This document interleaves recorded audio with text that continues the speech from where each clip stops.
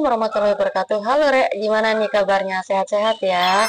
Oke, menyambung cerita kemarin ya, gengs ya, yang judulnya di balik Gunung Rinjani dan Legenda Dewi Anjani Part 2.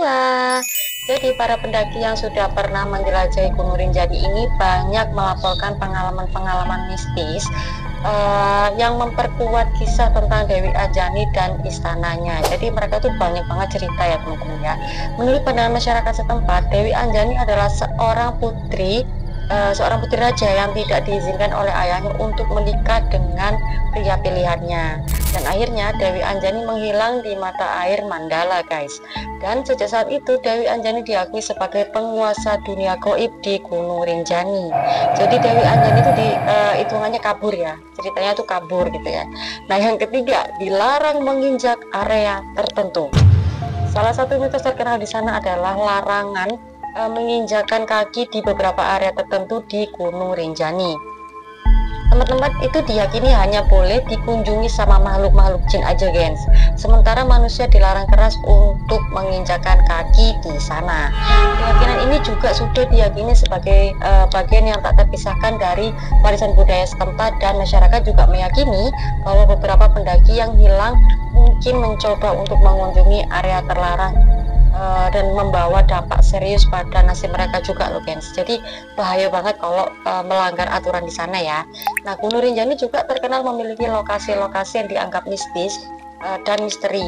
Ada larangan-larangan bagi pendaki untuk tidak mengunjungi beberapa tempat itu, dan hilangnya para pendaki atau kecelakaan sering dikaitkan dengan melanggar larangan-larangan di sana. Apalagi nuansa mistis di sekitar gunung ini begitu kental, guys. Jadi emang jangan pernah melanggar ya teman-teman ya. Dan yang terakhir nih teman-teman ya, jadi banyak banget kenapa sih kok harus dinamain Gunung Rinjani ya kan, banyak yang tanya begitu. Jadi yaps guys ya, jadi Gunung Rinjani itu dinamakan berdasarkan legenda atau mitologi lokal yang melibatkan Dewi Anjani, si tokoh utama dalam pewayangan Indonesia. Jadi Dewi Anjani ini konon adalah ibunda dari kera putih bernama Noman dan merupakan salah satu tokoh terkenal dalam epik Ramayana. Dalam legenda ini, Dewi Anjani dikaitkan juga dengan Gunung Rinjani dan diyakini sebagai sosok yang mendiami Gunung Rinjani itu. Dan yang aku baca-baca ya, menurut laman Badan Bahan Kemdikbud nih, kata Rinjani memiliki arti tinggi dan tegak. Karena kata tersebut ternyata cocok dengan kondisi geografis yang ada di Gunung Rinjani itu, guys. Gitu. Jadi menurut teman-teman ya gimana nih tentang mitos dan misteri-misteri di Gunung Rinjani? Buat teman-teman yang udah pernah ke Gunung Rinjani, udah pernah lihat pesona-pesona di sana, komen aja langsung ya gimana tempatnya.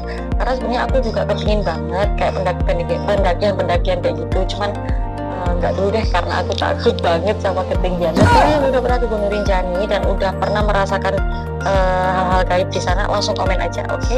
Jangan lupa like, jangan juga lupa follow dan subscribe, oke?